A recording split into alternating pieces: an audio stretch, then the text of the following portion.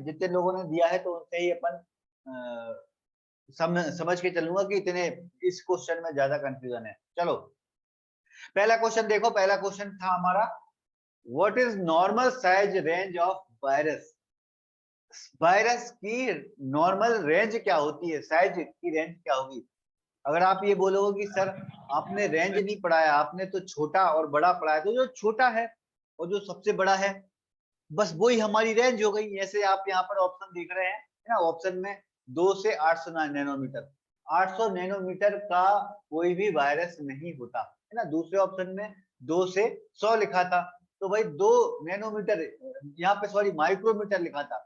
Micrometer जो unit है वो बड़ी यूनिट है ना, बैक्टीरिया की यूनिट होती है माइक्रोमीटर की। तो ये तो फिर बड़ा साइज हो गया, वायरस इतने बड़े नहीं होते। वायरस जो होते हैं वो बहुत बहुत ज्यादा माइनर, बहुत छोटे माइक्रो ऑर्गेनिज्म होते हैं। तो उनके साइज में सबसे जो छोटा अपन ने पढ़ा पार्वो और पिकोरना को पढ़ा, और उनका जो साइज था वो 10 नैनोमीटर। तो अपन ये कह सकते हैं भाई और भी अगर थोड़ा बहुत छोटा होगा तो वो 10 नैनोमीटर के आसपास है ना। 20 नैनोमीटर तो अपन ने पढ़ा है, पैथोजेनिक एक है, पार्वो है, पिकोरना है ना। कोई नॉन पैथोजेनिक कोई वायरस होगा तो वो थोड़ा बहुत और छोटा हो सकता है। और अपन लार्जेस्ट में अपन ने पढ़ा तो 300 नैनोमीटर। मतलब रेंज की अपन बात करेंगे तो छोटा और से लेकर बड़ा तक, 20 से लेकर है ना 10-20 नैनोमीटर से लेकर 300 नैनोमीटर तक वायरस के साइज की रेंज हो सकती है। आप लोगों का रिस्पॉन्स में देखूं तो 41 में से 32 ज्यादातर लोगों के आंसर बिल्कुल सही हैं। मतलब समझ गए हैं आप ये चीज कि भाई छोटा अगर आपको याद है, बड़ा आपको याद है, तो आपको नॉर्मल बताने में कोई दिक्कत नहीं है। 10 से 300 नैनोमीटर तक के हमारे वायरस होते हैं। ठीक है भाई, चलो अगले क्वेश्चन पर आता हूं। ज्यादा टफ क्वेश्चन नहीं बनते बायोलॉजी में, बड़े सिंपल से है ना। डिसीज का नाम याद रख लो, वायरस के नाम याद कर लो।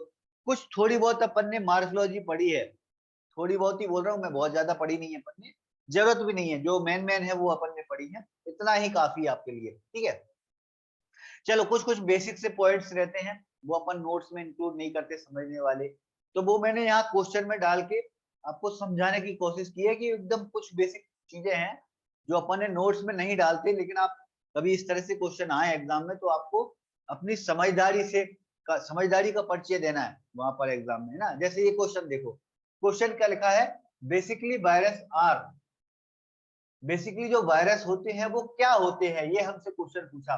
ऑप्शन में देखो, न्यूक्लियोप्रोटीन, ग्लाइकोप्रोटीन, अमीनो एसिड और लाइपोप्रोटीन, ये 4 ऑप्शन में थे। 23 स्टूडेंट ने इसका सही आंसर दिया, बहुत सारे लोगों ने वैसे सही दिया है, आधे से ज्यादा लोगों ने, लेकिन कंफ्यूज भी बहुत सारे लोग हुए हैं। ज्यादातर लोग जो कंफ्यूज हुए वो लाइपोप्रोटीन पे चले गए। जब हमने बायोकेमिस्ट्री पढ़ी थी तो बायोकेमिस्ट्री में भी हमने डीएनए आरएनए के बारे में डिस्कशन किया है। डीएनए आरएनए क्या होते हैं, हमारे न्यूक्लिक एसिड होते हैं। तो वो न्यूक्लिक एसिड किस तरह से, न्यूक्लियोप्रोटीन से बने होते हैं। तो अपन ये कह सकते हैं भाई एक तरह से हमारे जो वायरस होते हैं वो न्यूक्लियोप्रोटीन के बने होते हैं। ठीक है, क्योंकि या तो उनमें डीएनए है या सिर्फ आरएनए है, दोनों में से कोई एक चीज है, या तो डीएनए होगा या सिर्फ आरएनए होगा। तो बेसिकली वायरस न्यूक्लियोप्रोटीन होते हैं, न्यूक्लिक एसिड होते हैं, या तो डीएनए होंगे या फिर आरएनए होंगे ना। बिल्कुल बेसिक सा क्वेश्चन था, इसमें अपन को समझने की रटने की ज्यादा जरूरत नहीं है। रटना इसमें कुछ नहीं है, बस समझने की जरूरत है इसमें ना, कि एक बार आपको समझ में आ गया कि वायरस जो है वो डीएनए या आरएनए दोनों में से कोई एक चीज होती है, तो वो क्या होंगे, हमारे न्यूक्लिक एसिड, न्यूक्लियोप्रोटीन अपन उनको बोल सकते हैं। चलो अगले क्वेश्चन पर आ गया मैं। नेक्स्ट क्वेश्चन है हमारा, antibiotic have no effect on virus. जो भी एंटीबायोटिक जो हम बैक्टीरिया के लिए यूज करते हैं उनका यूज हम वायरस के लिए नहीं कर सकते। वायरस पर एंटीबायोटिक का कोई भी इफेक्ट नहीं पड़ता, कोई भी प्रभाव नहीं पड़ता। तो उसके पीछे क्या रीजन है, ये हमारा क्वेश्चन था। बड़ा अच्छा क्वेश्चन है, ये भी बिल्कुल बेसिक नॉलेज वाला क्वेश्चन है ना। ऑप्शन देखें आप, पहले ऑप्शन को समझने की कोशिश करें। ऑप्शन में देखो पहले लिखा था कि वायरल होती है जो छोटे साइज के होते हैं।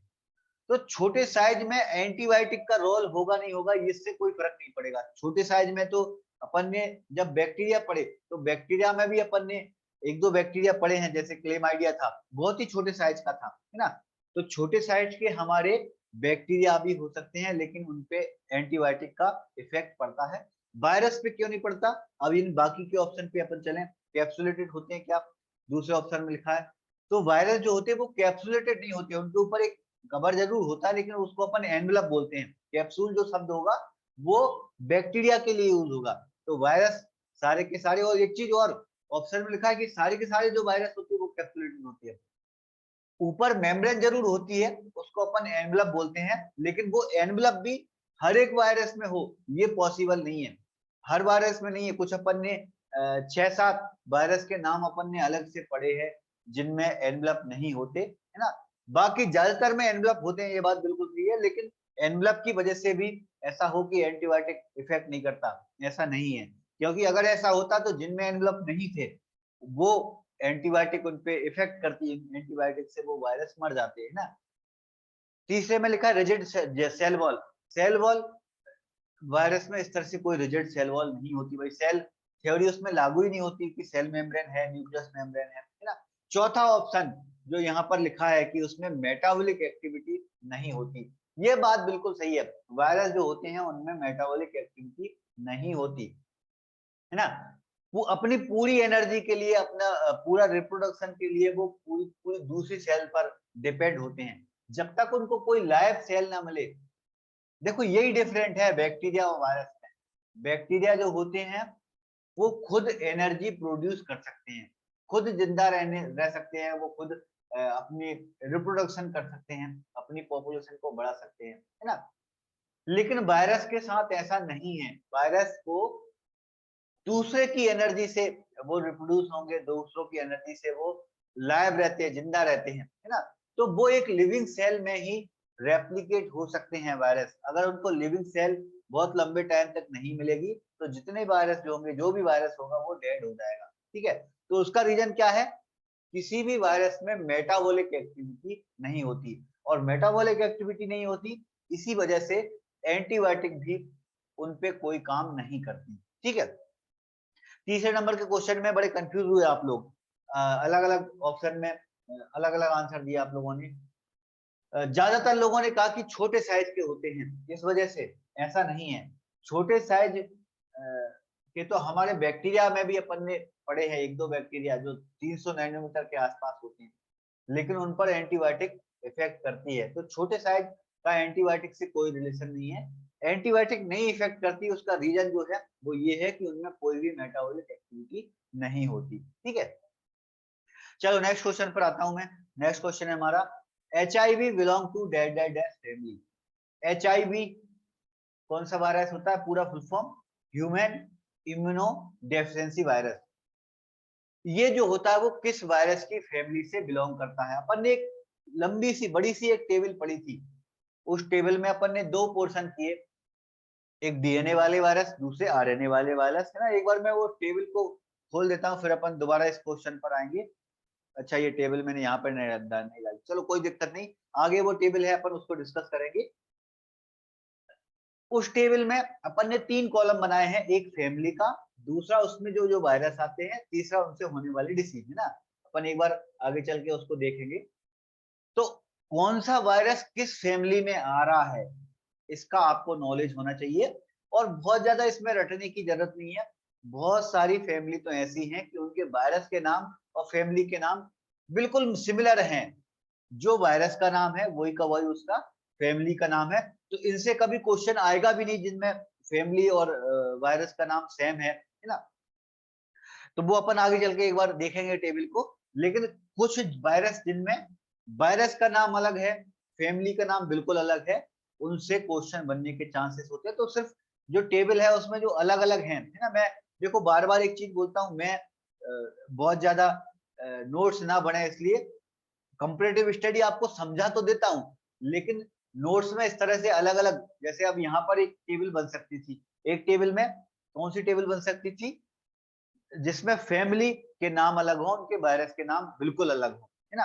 अब वो टेबल एक बार खुलेगी तो मैं फिर उसमें समझाऊंगा आपको। जैसे एचआईवी की बात करें, एचआईवी का नाम एक अलग है, ये जो होता है वो रेट्रोब्रिडी फैमिली के अंदर इंक्लूड होता है ना। इसका भी वायरस का जो नाम है वो lenti virus, lenti virus virus का नाम है। ह्यूमन या फिर उसका नाम अपन एचआईवी भी बोल सकते हैं, उससे जो डिसीज होगी उसको अपन एड्स बोलते हैं, ठीक है। तो बिल्कुल फैमिली का नाम अलग है, वायरस का नाम अलग है, उससे होने वाली डिसीज का नाम अलग है। एग्जाम में ज्यादातर क्वेश्चन भी इन्हीं जगह से आते हैं जहां पर बिल्कुल अलग अलग है, ये क्योंकि एकदम सिमिलर होगा तो आराम से आप आंसर दे पाओगे। ठीक है, चौथे नंबर के क्वेश्चन में बड़ा अच्छा आंसर दिया आप लोगों ने। 41 में से 37 लोगों ने बिल्कुल सही आंसर दिया। मोस्टली कुछ लोग ही हैं जो कंफ्यूज हुए, बाकी ज्यादातर लोगों ने सही आंसर दिया। बहुत बढ़िया भाई, है ना।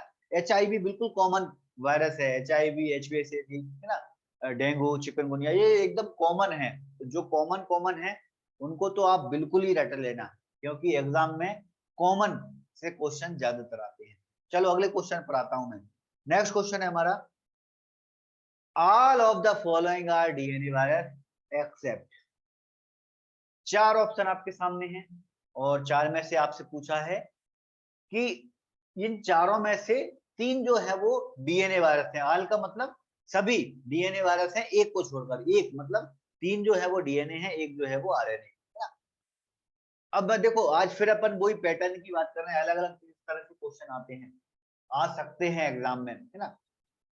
तो एक अपन ने थोड़ी देर पहले पैटर्न पढ़ा कि वायरस कौन सी फैमिली में आ रहा है, ये आपको नॉलेज होना चाहिए। दूसरा, वो DNA है या RNA है, ये भी अपन को मालूम होना चाहिए। बल्कि ये तो और शुरू में आपने मालूम होना चाहिए, अपन को पहले मालूम होना चाहिए कि कौन सा वायरस DNA के अंदर आएगा, कौन सा वायरस RNA फैमिली के अंदर आएगा, है ना।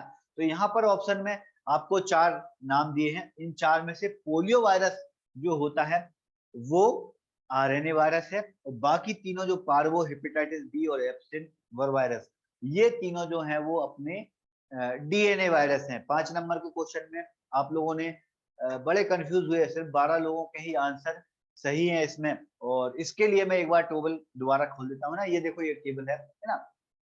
दो क्वेश्चन मैंने इसी टेबल से इंक्लूड किए थे, है ना, आगे भी है एक दो और। पहली चीज मैंने डिस्कस किया कि भाई वायरस किस फैमिली से है, वो आपको याद रखना है। जैसे यहाँ देखो आप, दूसरे कॉलम में तो वायरस का नाम है, पहले कॉलम में उसकी फैमिली है ना। फिर RNA के कौन कौन से हैं, DNA के कौन कौन से हैं। DNA के जो वायरस हैं वो थोड़े कम है, RNA के वायरस जो है वो थोड़े ज्यादा है ना। मैंने आप लोगों से बोला था कुछ ट्रिक बने तो आप बनाना, है ना। तो अभी तक किसी और ने ट्रिक तो नहीं बोली, एक स्टूडेंट ने जरूर गूगल से एक ट्रिक डाउनलोड करके भेजी है, लेकिन जो गूगल से आप लोगों ने डाउनलोड करके भेजी है वो एक्चुअली जो लोग रेलवे की तैयारी करते हैं, UPSC की तैयारी करते हैं, तो उनके लिए मेडिकल फील्ड ज्यादा इंपॉर्टेंट नहीं होती। उनको एक बेसिक सा नॉलेज चाहिए रहता है, बहुत ज्यादा बेसिक, थोड़ा सा नॉलेज। लेकिन अपन मेडिकल फील्ड से जुड़े हैं, पैरामेडिकल फील्ड से जुड़े हैं, तो अपने लिए अपन को नॉलेज ज्यादा चाहिए। अपन नहीं छोड़ सकते वायरस में, किसी एक वायरस का नाम भी नहीं छोड़ सकते। जो जो पैथोजेनिक हैं सारे के सारे अपन को याद करना ही पड़ेगा, है ना। तो जो ट्रिक जो व्हाट्सएप पे आई है, हालांकि अच्छी ट्रिक है वो भी, लेकिन उनमें सारे के सारे वायरस इंक्लूड नहीं हो रहे हैं। तो फिर और एक बार और कोशिश करना। आज मैंने फिलहाल आज तो नहीं बनाई है ना। आप लोग अगर मैसेज में बोलोगे कि सर बनाओ ही आप, तो कोई एक आध कोई अपन कविता या किसी तरह की कोई एक बना देंगे, तो कल अपन उसको डिस्कस कर सकते हैं ना। तो ये पूरी की पूरी एक टेबल है। टेबल में पहला फैमिली था, दूसरा वायरस का नाम, तीसरा उनसे होने वाली डिसीज। लेकिन इनके अलावा एक चीज और भी है, कौन से वायरस DNA में आते हैं और कौन से वायरस RNA में आते हैं, ये सारे के सारे आपको याद होना चाहिए, है ना। और ट्रिक ना भी बनाओ तो कम से कम आप टेबल प्रिंट करा कर या घर पर अपने दीवार पर लगा लो, लिख के, है ना, बनाकर इस तरह से। और बार बार देखते जाओगे तो अपने आप ये चीजें आपको याद हो जाएंगी कि कौन सा वायरस DNA में आएगा, कौन सा वायरस। कैसे याद होगा, देखो जो वायरस ऊपर लिखा है वो अपना DNA जो है नीचे लिखा है वो RNA के अंदर हो गया।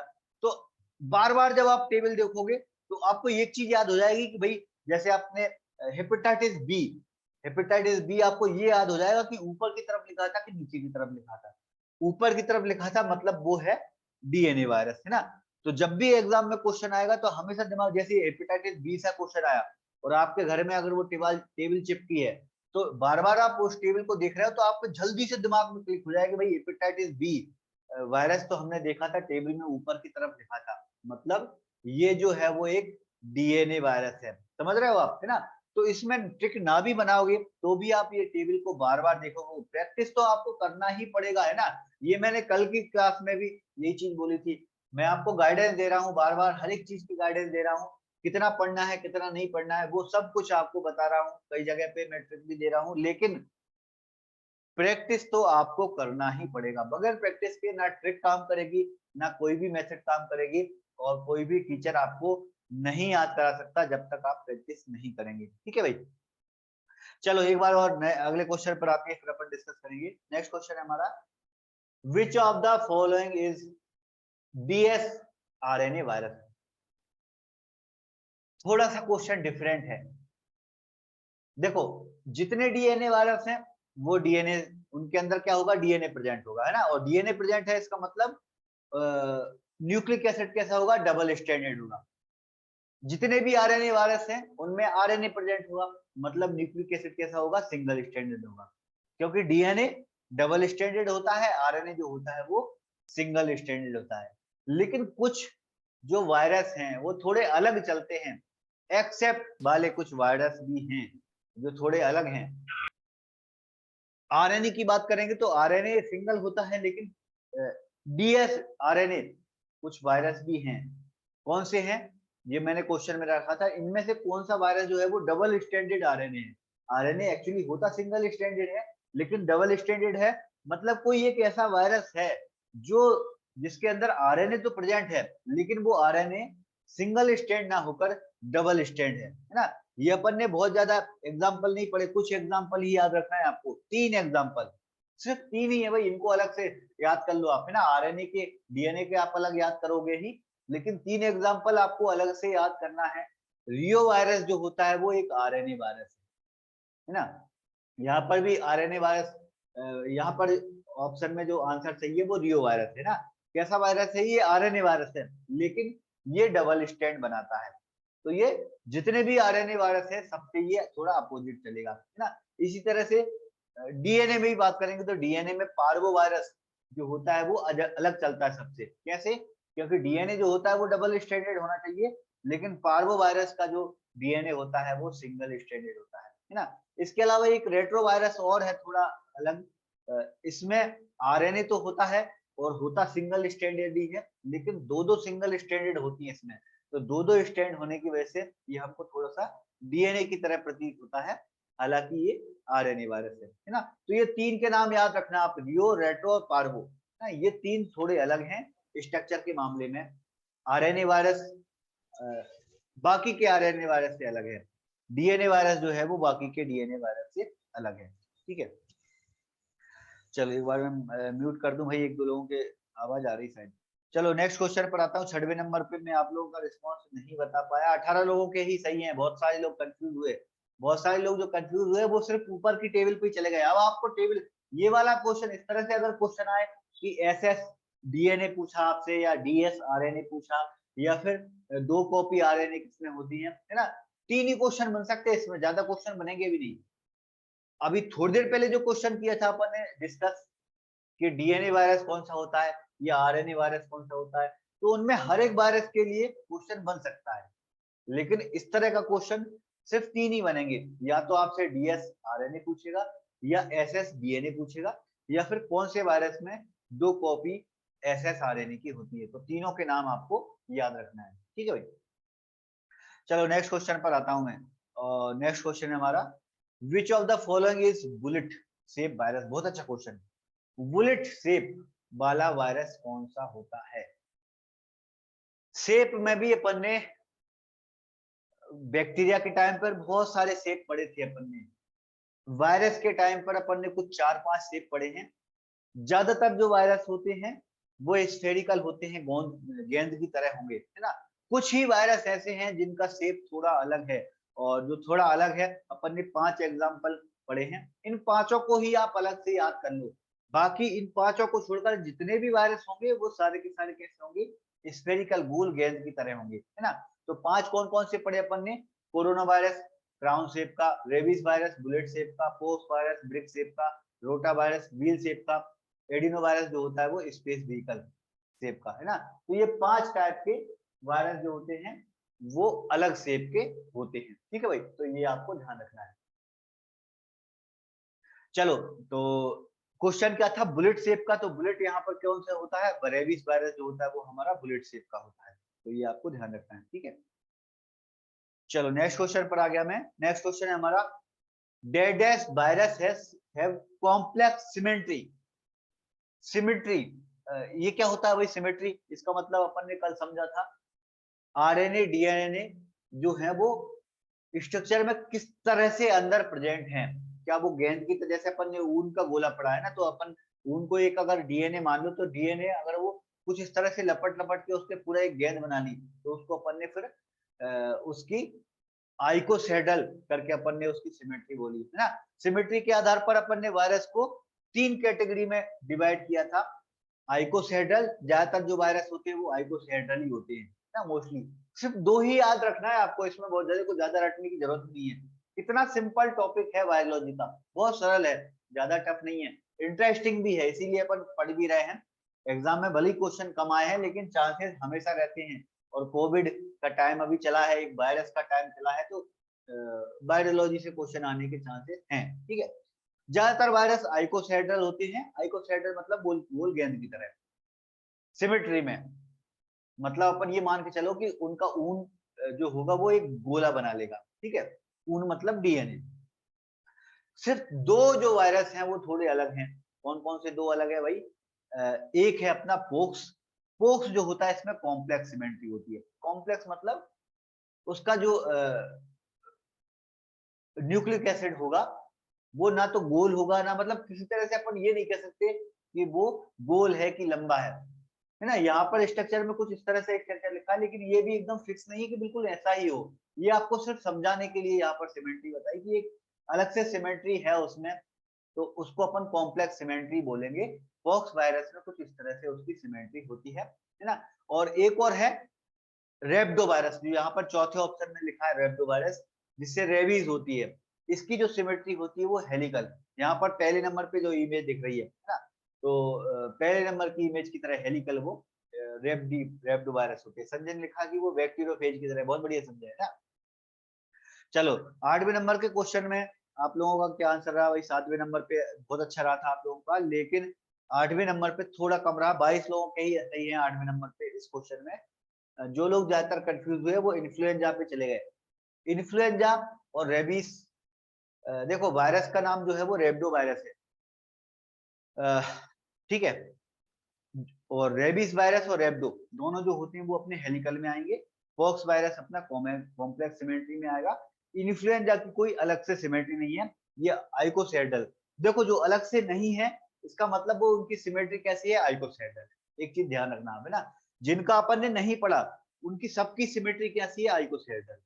सिर्फ 2 की पढ़ी है, रेबीज की, और रेबीज मतलब रेब्डो, और दूसरी पोक्स की। पोक्स की जो होती है वो कॉम्प्लेक्स होती है। नेक्स्ट क्वेश्चन पर आ जाता हूं मैं। नेक्स्ट क्वेश्चन है हमारा, chicken pox is caused by. Chicken pox किससे होता है ना? अच्छा क्वेश्चन है। अपन ने टेबल पढ़ी है, टेबल में अपन ने 3 कॉलम में 3rd नंबर का जो कॉलम था वो डिसीज का कॉलम रखा कि कौन से वायरस से कौन सी डिसीज होती है। ज्यादातर डिसीज में स्किन रेसेस वगैरह बनती हैं, रेस्पिरेटरी प्रॉब्लम होती है। कुछ डिसीज ऐसी है जिनके थोड़े अलग से नाम हैं, वो टेबल आप दोबारा खोलना और दोबारा खोल के देखना। तो जिनमें थोड़े अलग से नाम है, जैसे ये देखो आप, चिकन पॉक्स एक अलग से नाम है, स्मॉल पॉक्स एक अलग से नाम है ना। तो जो अलग से नाम से क्वेश्चन होते हैं, बैक्टीरिया में भी अपन ने कुछ इस तरह से अलग से नाम पढ़े, स्कारलेट फीवर या कुछ इस तरह से ना। तो ये जो अलग नाम होते हैं वो एग्जाम के लिए ज्यादा इंपॉर्टेंट होते हैं। चिकन पॉक्स जो डिसीज होती है वो होती है वेरिसेला जोस्टर, पहले नंबर पे ऑप्शन में लिखा है ना। इसके अलावा भी कौन कौन से डिसीज से, कौन कौन से बैक्टीरिया, सॉरी बैक्टीरिया नहीं वायरस, कौन कौन से वायरस से कौन सी डिसीज होती है। अब देखो यहाँ पर अगर आप कंपैरेटिव स्टडी करोगे, तो कंपैरेटिव स्टडी में पूरी की पूरी माइक्रोबायोलॉजी को कंपैरेटिव स्टडी में डाल सकते हो आप। इसका मतलब पैरासाइट को भी, बैक्टीरिया को भी, वायरस को भी, सबको आप इंक्लूड कर दो। एक तरफ आप डिसीज का नाम रखो और दूसरी तरफ किससे होते हैं। तो किससे होते हैं में आप पैरासाइट में किसका नाम है, बैक्टीरिया में किसका नाम है, और वायरस में किसका नाम है, वो आप उसको लिखते जाओ, है ना। कुछ डिसीज ऐसी है जो थोड़ी कॉमन है, जो बैक्टीरिया से भी हो जाती है, पैरासाइट से भी हो जाती है, या फिर जो बैक्टीरिया से हो जाती है वो वायरस से भी हो जाती है। जैसे अपन ने डायसेंट्री पढ़ा, डायसेंट्री जो है वो बैक्टीरिया से भी हो सकती है, पैरासाइट से भी हो सकती है, हालांकि उनके लिए दोनों के लिए अपन ने नाम अलग अलग अलग किए। बैक्टीरिया से होती तो अपन उसको बैसिलरी डायसेंट्री कहते हैं, पैरासाइट से होती है तो अपन उसको अमेबिक डायसेंट्री कहते हैं। लेकिन कुछ डिसीज में उनके नाम अलग नहीं है, तो जिनके अलग नहीं है उनको आप इस टेबल में डाल सकते हो कि ये डिसीज इससे भी होती है और इससे भी होती है ना। हालांकि अपन कोशिश करेंगे कि एक दिन अपन टॉपिक इसी पे रखें, पूरी की पूरी माइक्रोबायोलॉजी की जितनी भी डिसीज हैं अपन उनको एक साथ पढ़ें, तो मेरे ख्याल से ज्यादा बेटर होगा। ठीक है, चिकन पॉक्स जो होता है वो बेरिसेला जोस्टर की वजह से होता है। ठीक है, नेक्स्ट देखो, ये फिर मैंने टेबल दोबारा खोल दी ना, तो इसमें जैसे देखो यहाँ पर एक बार थोड़ा सा मैं रिवाइज कर दूं 2 मिनट। विनाइन बाइट एक अलग से नाम है, स्मॉल पॉक्स, हेपेटाइटिस बी तो सभी को पता रहता है ना। इसके बाद में और अलग नाम चिकन पॉक्स आ गया, सिंजिल आ गया, कंजक्टिवाइटिस आ गया, एक अलग नाम है ना। और कौन कौन से नाम, जर्मन मीजल्स आ गया, बर्ड फ्लू आ गया, कोविड-19 तो अभी चल ही रहा है, सबको मालूम है, yellow fever, dengue fever, rabies, AIDS, ये बिल्कुल अलग नाम है और एग्जाम में कभी क्वेश्चन आते हैं तो इनसे ही ज्यादातर क्वेश्चन आते हैं। ठीक है, चलो नेक्स्ट क्वेश्चन पर आता हूं मैं। नेक्स्ट क्वेश्चन है हमारा, which of the following virus is responsible for causing Burkitt lymphoma. Burkitt lymphoma ये क्या होता है भाई? ये एक तरह की मेलिग्नेंसी है, एक तरह का कैंसर है ना। अपन जब हिस्टोलॉजी पढ़ेंगे तो हिस्टोलॉजी में कैंसर के कुछ टाइप पढ़ेंगे अपन उसमें ना। लिम्फोमा क्या है? एक तरह का कैंसर है, मेलिग्नेंसी है। और अपन ने, आप देखो टेबल में, अभी थोड़ी देर पहले टेबल खोली थी, तो सिर्फ एक ही वायरस ऐसा है जो मेलिग्नेंसी कॉज कर सकता है। कौन सा वायरस भाई? वो जो वायरस है वो अपना एप्सिन बर्ग वायरस है ना। तो इससे होने वाली डिसीज एक तो अपन ने जो टेबल में पढ़ी थी ना, इन्फेक्शियस मोनोन्यूक्लियोसिस होती है इससे ना। इसके अलावा बुर्किट मेलिग्नेंसी अपन ने टेबल में जो लिखा है वो मेलिग्नेंसी लिखी है, तो मेलिग्नेंसी का एक टाइप है बुर्किट लिम्फोमा। ये सबसे कॉमन टाइप है, कॉमन टाइप है ये ना वायरस में।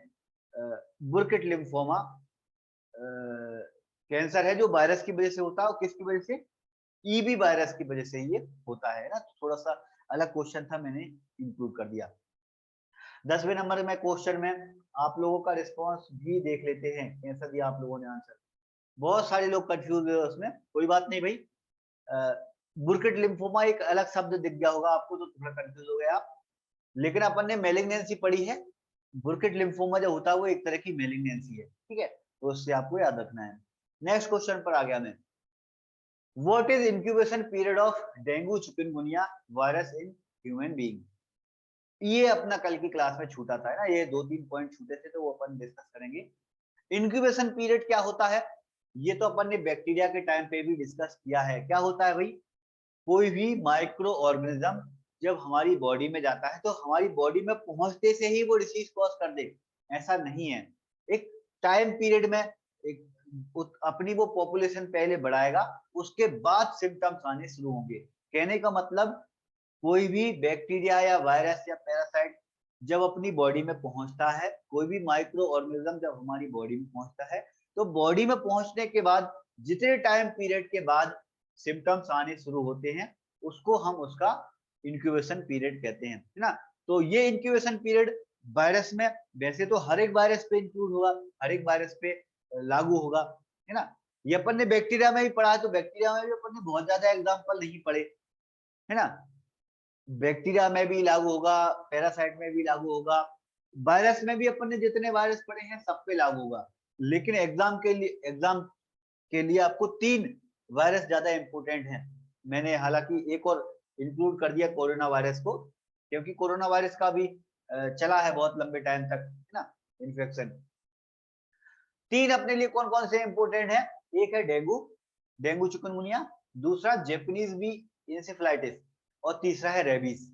3 आपके लिए ज्यादा इंपॉर्टेंट है। चौथा भी आप एक कोरोना का मान के चलो, कोविड का भी चला है, तो अपन उसको भी इंक्लूड कर देते हैं टेबल में। कितना कितना होता है भाई? डेंगू और चिकनगुनिया का जो इंक्यूबेशन पीरियड होता है वो 5 दिन का होता है। होता किससे है? एडिस मच्छर, है ना। मच्छरों की 3 वैरायटी ज्यादातर इन्फेक्शन करती हैं, एक एनाफ्लीज, दूसरा एडिस, और तीसरा क्यूलोक्स। एनाफ्लीज जो होता है वो उससे मलेरिया होता है, बाकी की जो 2 हैं एडिस और क्यूलेक्स, उनसे वायरल डिसीज होती है। तो एडिस से क्या होता है? एक तो डेंगू या फिर चिकनगुनिया, एडिस मच्छर से होता है। और इसका इंक्यूबेशन 5 दिन, मतलब कोई मच्छर ने, मच्छर मतलब एडीज वाले मच्छर ने अगर अपन को काटा है और वायरस अगर अपनी बॉडी में छोड़ दिया तो 5 दिन बाद हमको फीवर आने शुरू होंगे, ठीक है। इसी तरह से कोरोना को तो आपको मालूम है भाई 14 दिन के आसपास लग जाता है, 4 से लेकर 14 दिन है ना। अगर कोई अपन कोविड वाले पेशेंट के संपर्क में आ गए तो 7-8 दिन बाद अपन को सिम्टम्स आने शुरू होते हैं। जापानीज भी इंसेफेलाइटिस क्यूलेक्स मच्छर की वजह से होता है और इसमें जो सिम्टम्स आते हैं वो 5 से 15 दिन में आते हैं। क्वेश्चन में डेंगू चिकनगुनिया था तो इसलिए 5 दिन हमारा आंसर हो जाएगा, लेकिन बाकी के ऑप्शन पे अपन जाओ तो 7 से 14 दिन अपना जापानीज बी इंसेफेलाइटिस का आंसर हो सकता था। रेबीज का इंक्यूबेशन पीरियड सबसे लंबा है, किसकी वजह से होता है?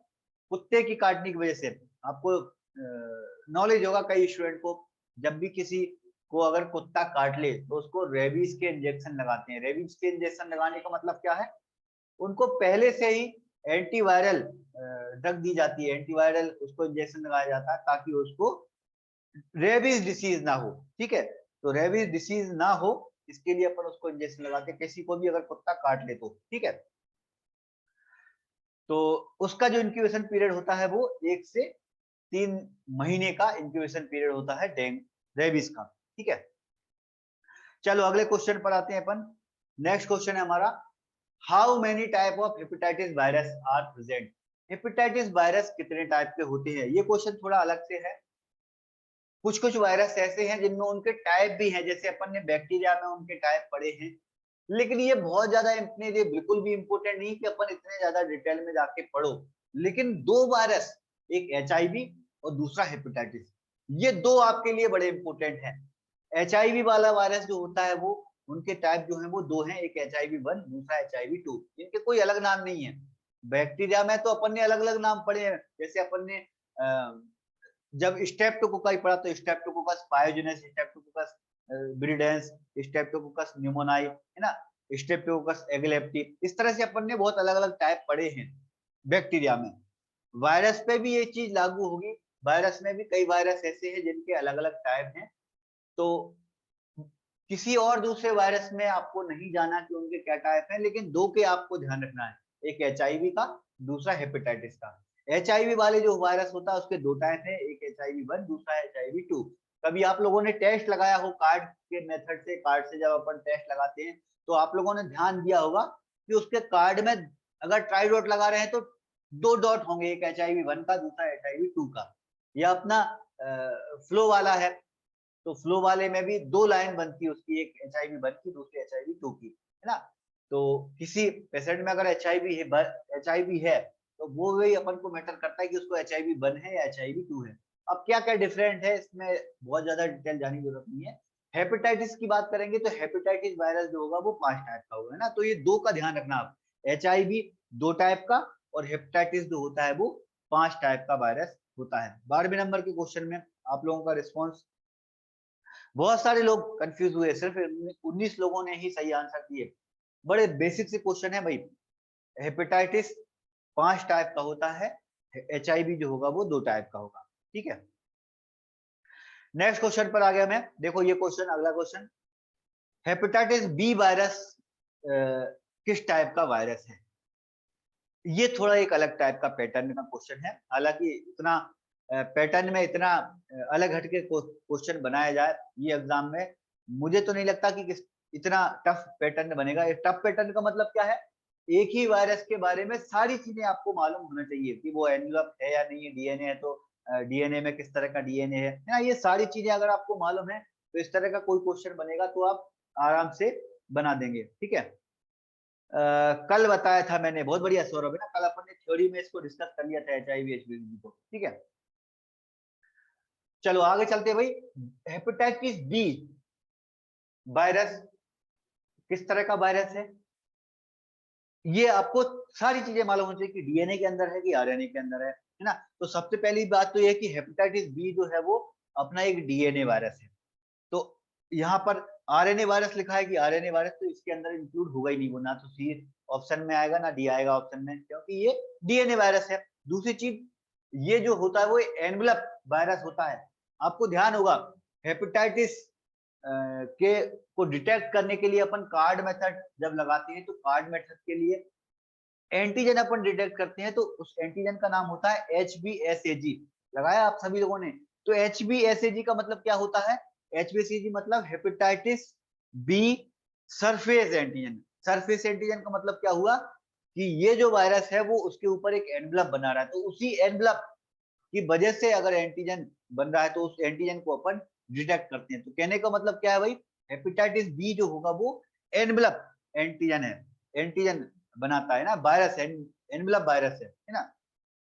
जिसमें एनवलप नहीं होते वो अपन ने नोट्स में अलग से डाले हैं, कुछ 5-6 नाम है, तो उन 5-6 नाम को याद कर लेना आप। उसके अलावा बाकी जितने भी हैं वो सारे के सारे एनवलप वायरस हैं, ज्यादातर डिसीज कॉज करने वाले एनवलप वायरस हैं।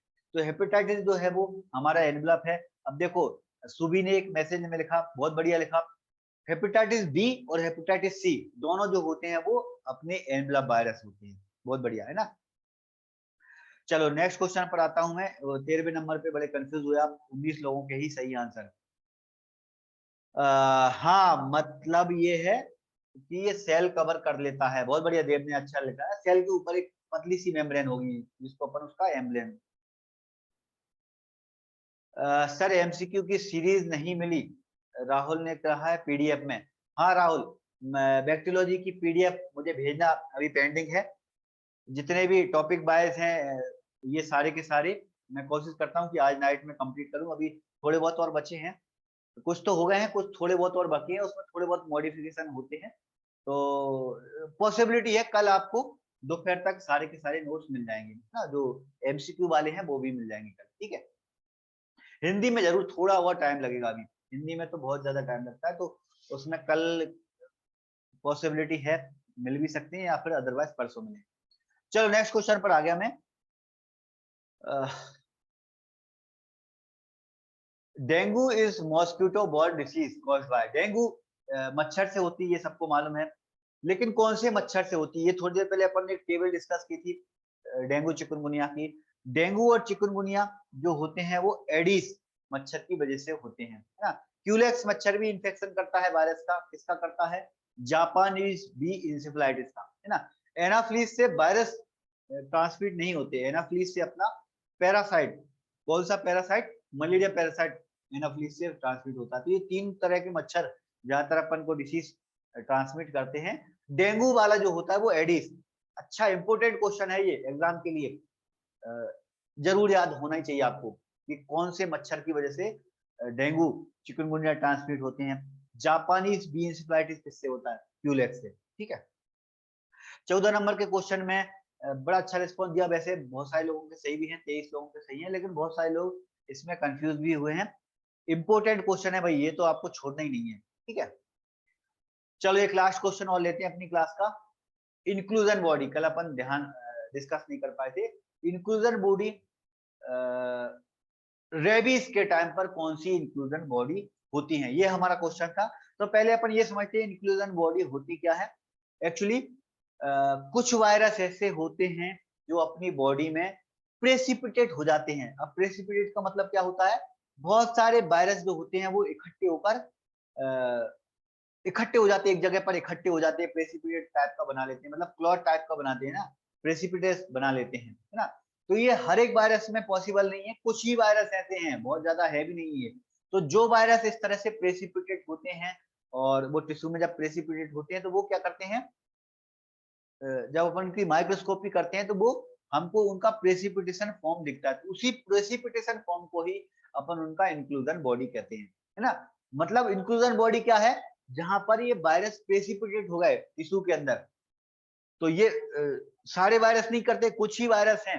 अपन ने 4 इंक्लूजन बॉडी पढ़ी हैं, ये 4 अपन ने पढ़ी है। नेगली बॉडी, इसमें नेगली बॉडी अपने लिए बड़ी इंपॉर्टेंट है, बाकी के भी है Paschen body, Guarnieri body, perinuclear cytoplasmic body, है ना। ये भी इंक्लूजन बॉडी है, पैस्केन भी बनती है, ग्वार्नेरी भी बनती है, पेरिन्यूक्लियर भी बनती है। लेकिन सबसे ज्यादा अपने लिए इंपॉर्टेंट है नेगली बॉडी। नेगली बॉडी को डिटेक्ट किया जाता है रेबीज।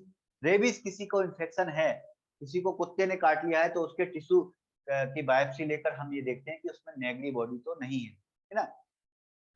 तो क्या होता है इंक्लूजन बॉडी?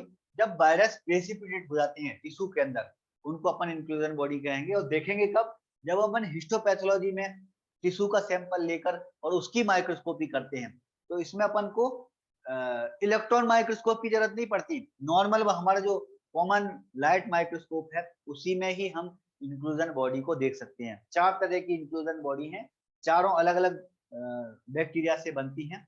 ये अपन ने नोट्स में इंक्लूड किया है, तो इसे आप देख लेना। नेगली बॉडी को जरूर आप याद रखना, नेगली बॉडी रेबीज वायरस में बनती है। ठीक है, तो ये था भाई हमारा आज का टॉपिक। अब कोई डाउट, कोई क्वेश्चन है तो आप पूछें, अदरवाइज अपनी क्लास ओवर होगी। आज अपनी छोटी क्लास रखी है अपन ने ना।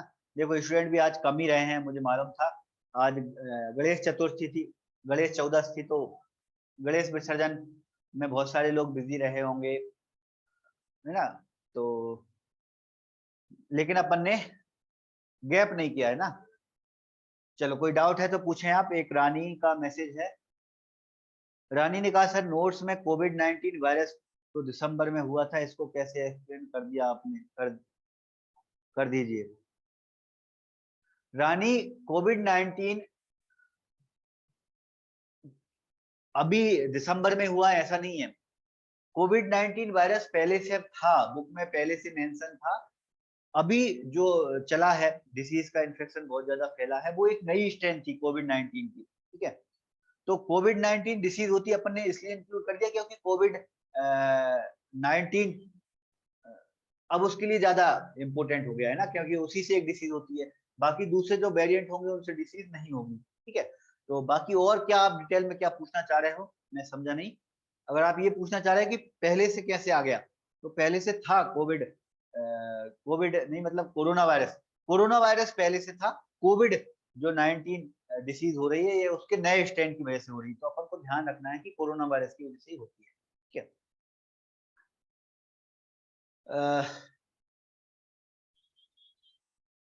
रेबिस का टेस्ट ब्लड से नहीं होता क्या, देव सिंह ने लिखा है।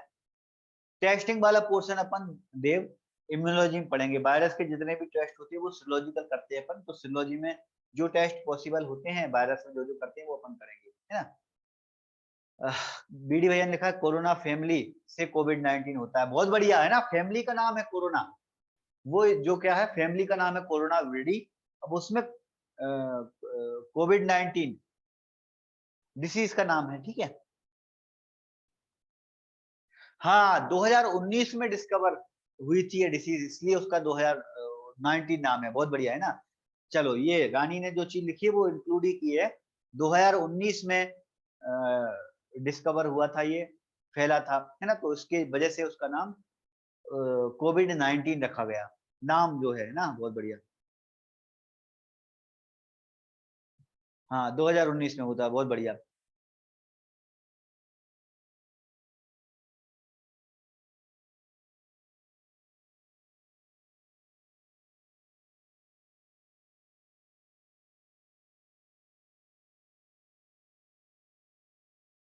सब लोग जानने लगे हो सकता है हो सकता है।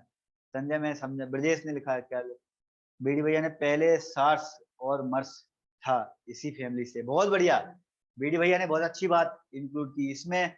जो पहले डिसीज थी वो सार्स, सार्स मतलब पहले भी रेस्पिरेटरी इन्फेक्शन हुआ करता था, एक्यूट इन्फेक्शन। लेकिन जो इस तरह से अभी डिसीज हुई है, डेथ हुई है, वो इतनी नहीं हुआ करती।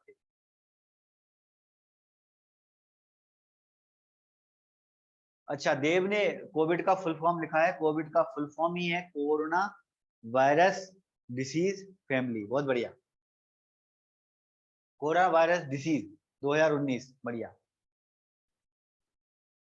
चलो भाई, तो मेरे ख्याल से आज की क्लास अपन इतना ही रहने देते हैं। ठीक है, तो अब और कोई डाउट है, कोई क्वेश्चन है तो आप मैसेज में करना, तो उसको अपन कल की क्लास में इंक्लूड कर लेंगे। अदरवाइज अपना कल एक नया टॉपिक शुरू होगा। ठीक है, और मैं कोशिश करूंगा अगर कोई ट्रिक वायरस के लिए बन पाई तो पहले आप मुझे बताना कि ट्रिक की जरूरत है भी या नहीं, है ना। जरूरत नहीं होती तो फिर मैं नहीं बनाता। पिछली बार बैक्टीरिया के टाइम पर 2-4 स्टूडेंट ने मुझे मैसेज कर दिया था कि सर ट्रिक बना दीजिए। वायरस मेरे ख्याल से कम ही है, याद हो जाएंगे आराम से। ट्रिक की इसमें जरूरत मुझे नहीं लगता कि इसमें जरूरत है। तो आप मुझे बताना है ट्रिक की अगर जरूरत है तो अपन कोशिश करेंगे कुछ बनाने की, कुछ कविता बनाएंगे, है ना। अदरवाइज आपको लगता है कि सर याद हो जाएंगे, कोई जरूरत नहीं है, आप जबरदस्ती मत करो। जीतन ने लिख दिया सर बना दो, ज्योति ने लिख दिया सर बना दो।